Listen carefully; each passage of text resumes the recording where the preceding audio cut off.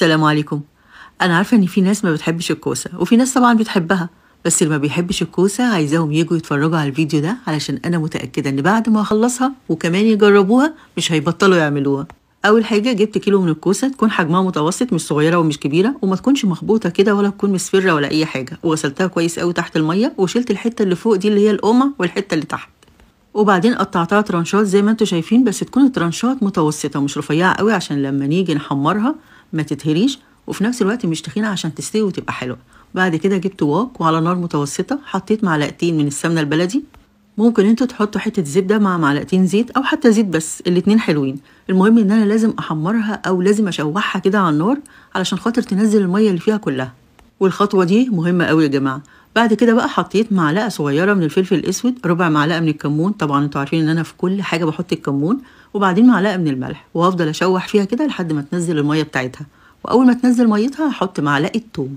حاجتين هيخلوا الكوسة بتاعتنا طعمها يجنن، ملهاش مثيل، اولهم التوم، تاني حاجة اثناء الفيديو هقول لكم إيه ان شاء الله. بعد كده بقى شلت الكوسة بعد ما نزلت المية واتحمرت مع التوم، وحطيت مكانها حلة فيها معلقتين من السمنة البلدي. أنا دايما بحب السمنة أو الزبدة مع الكوسة علشان الكوسة من الأكلات اللي ملهاش شخصية، ملهاش طعم قوي كده، فلازم نطعمها بشوية حاجات كده عشان تبقى في حتة تانية خالص والكل يحبها إن شاء الله. وحطيت على معلقتين السمنة معلقتين دقيق وعلى نار متوسطة، يعني هبدأ أشوحهم بسيط كده، أنا مش هحمرهم، هخلي بس لونهم يبقى فاتح شوية وطعم الدقيق يروح. بعد كده بقى جبت كيلو من الحليب، والحليب ده حليب بلدي يا جماعة ولسه جايباه حالا، واحط منه شويه بشويه، يعني احط الشويه الاولانيين واقعد اقلب شويه كده لحد ما الدقيق يشرب الحليب اللي انا حطيته، احط الشويه اللي بعديهم، وهكذا لحد ما اخلص الكيلو. كده نضمن بقى ان مش هيبقى فيه اي تكتلات ويبقى ناعم جدا. بعد كده بقى هحط رش من جوز الطيب، ودايما بحبها فريش كده علشان الطعم والريحه بيبقوا اقوى بكتير. هي دايما بتبقى لايقه قوي مع اي صوص ابيض، بس في ناس كتير مش بيحبوا جوز الطيب فمفيش مشكله لو ما حطيتهاش، بس انا بحبها دايما.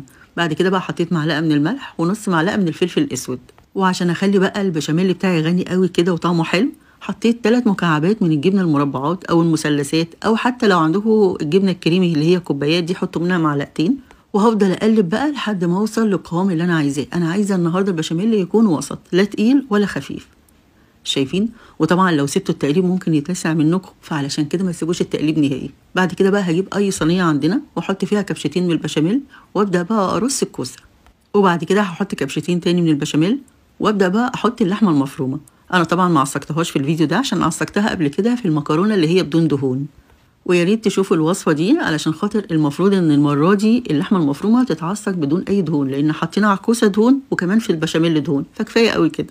وعايزه اقول لكم ان الصينيه الكبيره دي وكيلو كوسه كله اخد حوالي ربع كيلو لحمه، يعني موفره جدا. بعد كده بقى رصيت الطبقه التانيه من الكوسه واحط بقى على الوش بقيه البشاميل كله. وقلت لكم في اول الفيديو ان في حاجتين، اولهم التوم هيخلي الكوسه بتاعتنا طعمها حلو قوي، وتانيهم بقى اللي انا هعمله دلوقتي انكم لازم تحطوا رشه كده من الجبن، موتزاريلا بقى على تشيدر على جبنه رومي، اي حاجه من الثلاثه لو مش موجود الثلاثه، او حاجتين حتى، المهم ان الجبنه الرومي يا جماعه انا بعشقها ولازم تحطوها، بصراحه بحس ان هي اليق حاجه على الكوسه. بعد كده بقى هحطها في فرن على درجه حراره 200، هتقعد حوالي تلت ساعه، نص ساعه ل5 دقايق، وهتطلع معاكم احلى صينيه كوسه بالبشاميل، سهله جدا وسريعه، موفره جدا. اللحمه المفرومه اللي فيها تكاد تكون يعني ربع كيلو يمكن اقل على كميه الكوسه دي كلها، وسريعه وسهله، وخصوصا بقى في العزومات حاجه كده تشرف على السفره يعني. يا رب تكون عجبتكم، اتمنى تقولوا لي ايه رايكم في التعليقات، مستنياه، وكمان يا ريت ما تنسوش اللايك، والف الف هنا وشفا على قلوبكم، والسلام عليكم.